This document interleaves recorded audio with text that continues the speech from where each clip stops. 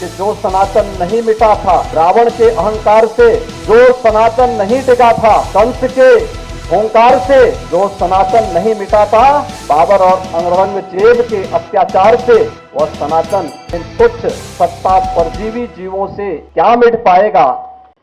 जब भी भारत के अंदर कहीं अत्याचार अन्याय हुआ, कहीं कोई अराजकता फैली,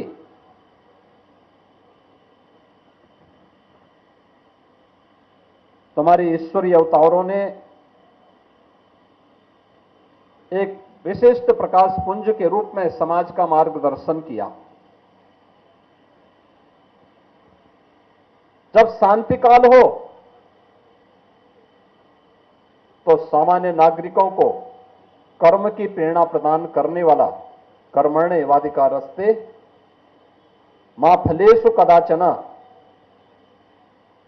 इस भाव को अंगीकार करने वाली वह प्रेरणा जहां समाज को सदैव ऊर्जावान बनाने के लिए प्रेरित करती रही है, वहीं भगवान की यह प्रेरणा जब समाज संकट में हो, दुष्ट प्रवृत्ति के तत्व जहां कहीं शांति में, विधि व्यवस्था में खलल डालने का प्रयास कर रहे हो, तो परित्राणाय साधूनाम विनाशाय च दुष्कृताम का यह भाव भी दिखाने में और उसे व्यवहारिक धरातल पर उतारने में इन ईश्वरीय अवतारों ने कभी कहीं कोई कोर कसर नहीं छोड़ी। और जब भी शांति के समय हो या संकट का समय, भारतीय समाज के सामने कोई भी इस प्रकार की स्थिति पैदा हुई, तो भगवान श्री कृष्ण का यह चरित्र हम सबको एक नई प्रेरणा, नई ऊर्जा से आगे बढ़ाने का कार्य करता है। आज का समय जब पूरा देश एक सकारात्मक दिशा में आगे बढ़ने के लिए कार्य कर रहा है, अपनी विरासत का सम्मान करते हुए एक नई ऊर्जा से आगे बढ़ने का कार्य कर रहा है, उन स्थितियों में बहुत सारे लोगों को यह अच्छा नहीं लगता। भारत की प्रगति, भारत की समृद्धि, वैश्विक मंच पर भारत जिस एक नए अवतार के रूप में जाना जा रहा है, कुछ लोगों को यह अच्छा नहीं लगता।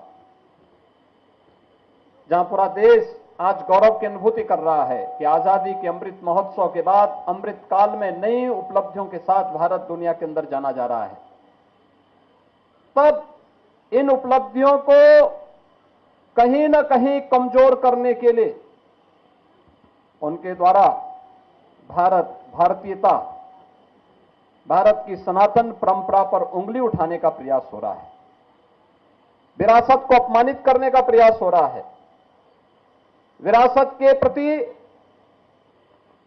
समाज की दृष्टि को कमतर करने का कुत्सित प्रयास हो रहा है। लेकिन इनसे सब भूल गए कि जो सनातन नहीं मिटा था, रावण के अहंकार से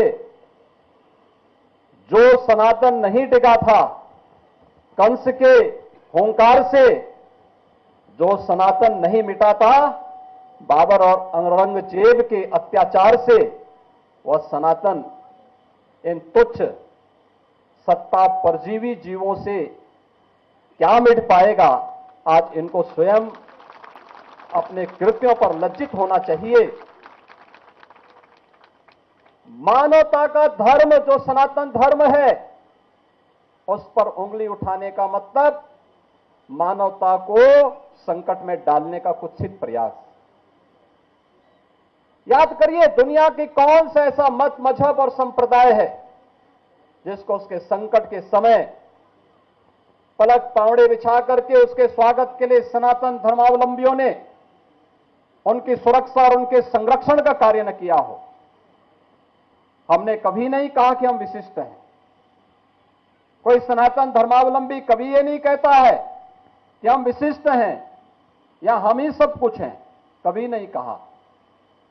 हमने तो कहा एकम सद विप्रा बहुधा वदंती, सत्य एक है और विद्वान लोग उसको अलग अलग, महापुरुष लोग उसको अलग अलग भावों से देखते हैं, अलग अलग रास्ते से उसका अनुकरण करते हैं।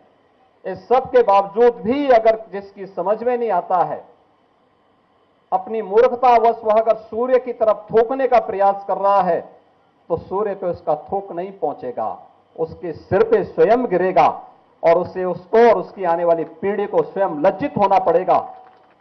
हमें भारत की परंपरा पर गौरव की अनुभूति करनी चाहिए। दुनिया को मानवीय कल्याण के मार्ग पर चलने वाली, प्रेरणा देने वाले सनातन धर्म की परंपरा पर गौरव की अनुभूति करनी चाहिए। ये भारत की राष्ट्रीयता का प्रतीक है, भारत को एक नई प्रेरणा देने का माध्यम है, दुनिया के अंदर मानवता के कल्याण का मार्ग प्रशस्त करने वाला माध्यम बनता है।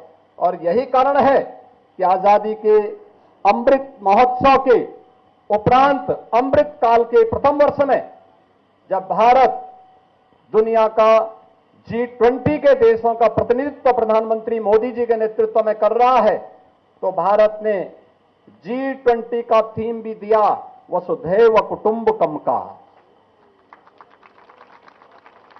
याद करिए, दुनिया जिस शब्द के तात्विक बोध को समझने में हो सकता है कि कहीं कोई कमी रह गई हो, लेकिन भारत हजारों वर्षों से इस बात को मानता रहा है, उस बात को अंगीकार करता रहा है। और जब भारत को अपनी इन उपलब्धियों पर गौरव की अनुभूति होनी चाहिए, हर भारतवासी जब इन मुद्दों को लेकर के एकजुट होकर के भारत की 140 करोड़ की आबादी जब भारत के यशस्वी नेतृत्व में आगे बढ़कर के एक साथ कार्य करेगा, तो भारत को दुनिया की सबसे बड़ी ताकत के रूप में उभरने से कोई रोक नहीं सकता है। लेकिन जो लोग भारत की प्रगति और भारत की समृद्धि जिनको अच्छा नहीं लगता, वे लोग कुछ न कुछ व्यवधान पैदा करने का प्रयास करेंगे।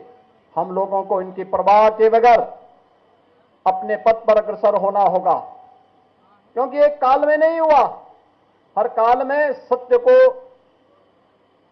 झुठलाने का प्रयास हुआ है।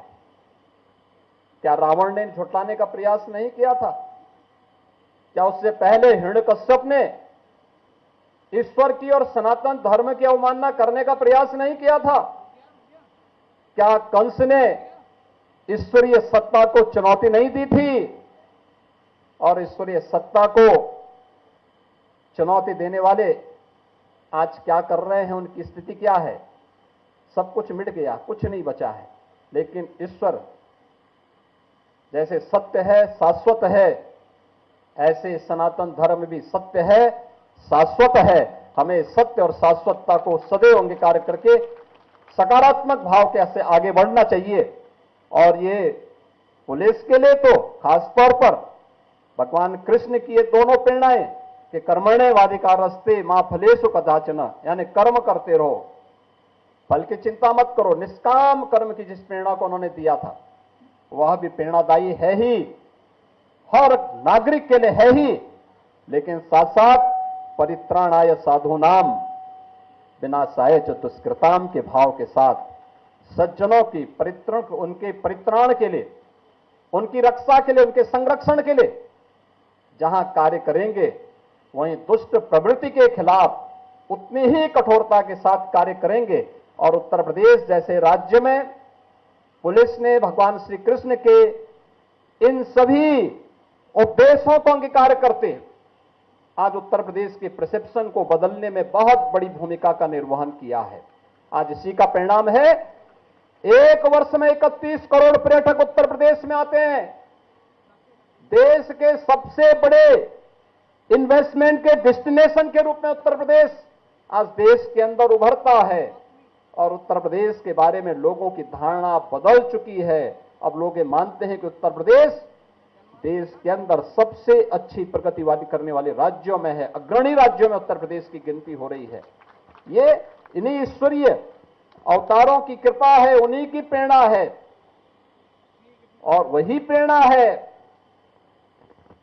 जिसके कारण 500 वर्ष पहले अयोध्या में कभी किसी कालखंड में अगर किसी ने हमारे सनातन को अपमानित करने का प्रयास किया होगा, फिर से सनातन खड़ा हुआ तो अयोध्या में भगवान राम के भव्य मंदिर के निर्माण का मार्ग प्रशस्त हुआ। तो काशी में काशी विश्वनाथ धाम पूरी दुनिया को अपनी ओर आकर्षित कर रहा है। आज श्री कृष्ण जन्माष्टमी है। हम सब भगवान श्री कृष्ण के इन भावों को अंगीकार करें